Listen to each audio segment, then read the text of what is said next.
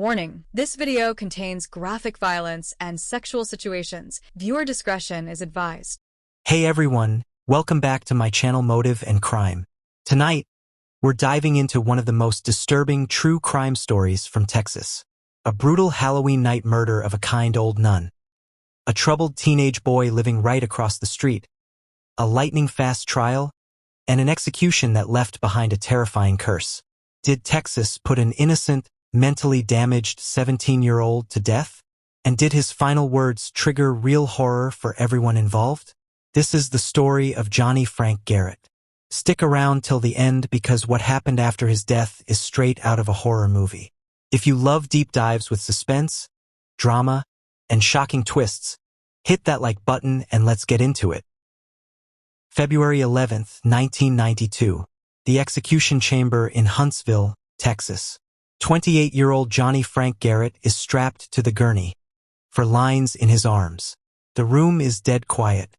The warden asks if he has any final words. Johnny looks straight ahead and says clearly, "I'd like to thank my family for loving me and taking care of me. The rest of the world can kiss my ever-loving ass." No begging, no tears, just raw defiance. But that wasn't the end. Later that night, guards found a handwritten letter in his death row cell. In it, Johnny cursed everyone who helped put him to death. The prosecutors, the judge, the jurors, even their families. He swore their souls would face payback in blood, tragedy, and unexplained horror. People laughed it off at first. But soon, strange deaths and accidents started hitting those connected to the case. A juror's loved one got deathly ill. Others faced sudden tragedies. Was it just coincidence? Or did Johnny Frank Garrett's curse come true? Let's go back to where it all started. A quiet Halloween night in Amarillo, Texas. It's October 31st, 1981. Amarillo, Texas, flat plains, cold wind blowing. Families are trick-or-treating, carving pumpkins. But at the St. Francis Convent, everything is peaceful. 76-year-old Sister Tadia Benz, a gentle Swiss-born nun who had devoted her life to helping others, goes to bed as usual. She's praying her rosary. The next morning, another nun finds her. At first, they think she passed away peacefully. But when they move the body, they notice something terrifying. A broken window downstairs, screen cut, latch forced open. Police arrive and discover the nightmare. Sister Tadia had been brutally raped, stabbed in the chest, beaten, and strangled in her own bed. A kitchen knife was left under the bed. Another knife was found outside. There were signs of a violent struggle. This wasn't just murder. It was one of the most shocking crimes Amarillo had ever seen. And the killer had struck right in a house of God. Right across the street from the convent lived the Garrett family, in a rundown house. And living there was 17-year-old Johnny Frank Garrett. Johnny's life was a tragedy from the start. Born on Christmas Eve 1963, he grew up surrounded by poverty, drugs, and horrific abuse. From a young age, relatives gave him alcohol and paint thinner. His stepfather allegedly raped him and sold him to strangers for sex. He was forced into child pornography. He had scars from being burned on a hot stove, head injuries, brain damage. Doctors later said he had one of the worst cases of childhood trauma and neglect they'd ever seen. He was diagnosed with brain damage, chronic psychosis, and multiple personality disorder. His IQ was low. He dropped out of school and got into petty crime, breaking into houses for money or thrills. Neighbors knew him as the weird kid who prowled at night. The nuns at the convent even recognized him. He'd been around before. Police arrested Johnny just 10 days after the murder. His fingerprints were on the knife and headboard. Pubic hairs at the scene supposedly matched him. A neighbor said they saw him running from the area. It looked like an open and shut case. But Johnny screamed his innocence from day one. During questioning, police said Johnny gave an oral confession.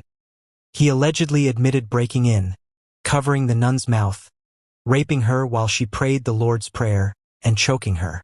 But he refused to sign any written statement.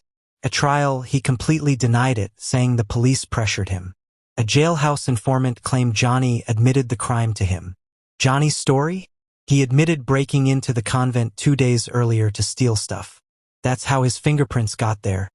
He touched the knife and headboard while looking for a cross on the wall. He said he was home with his mom the night of the actual murder. There were problems with the evidence. The pathologist who did the autopsy later got in trouble for sloppy work in other cases. The semen sample from the victim was completely used up and thrown away. No blood type or DNA could ever be retested. Black hairs were found at the scene, but Johnny had brown hair. And there was another similar murder just months earlier. An elderly woman named Narnie Cox Bryson, raped and killed nearby. Police first suspected Cuban refugees from the Amarillo boat lift. But once Johnny's prints showed up, the focus shifted hard. The trial in 1982 was fast, just 2 weeks. The prosecution called Johnny the essence of evil. They used the fingerprints, the hairs, the knives, and the confession testimony. Johnny took the stand and looked scared. He told his side, but the jury didn't buy it. After less than an hour, they found him guilty of capital murder. Same day, they sentenced him to death. The town of Amarillo breathed a sigh of relief. Justice was served, or so they thought. But many people had doubts. Johnny's horrible childhood abuse wasn't fully presented. His mental problems were downplayed. Catholic leaders, including bishops and even Pope John Paul II, later begged for mercy. For 10 long years, Johnny sat on death row. His lawyers fought hard, arguing he was mentally incompetent, the evidence was weak, and his confession was forced.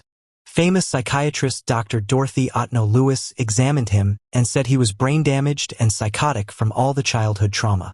16 Catholic bishops and Amnesty International pleaded for his life. Governor and Richards gave a short reprieve. But in the end, the execution went ahead on February 11, 1992. Johnny was only 28 when he died, but his mind had been broken long before. After the execution, that curse letter surfaced.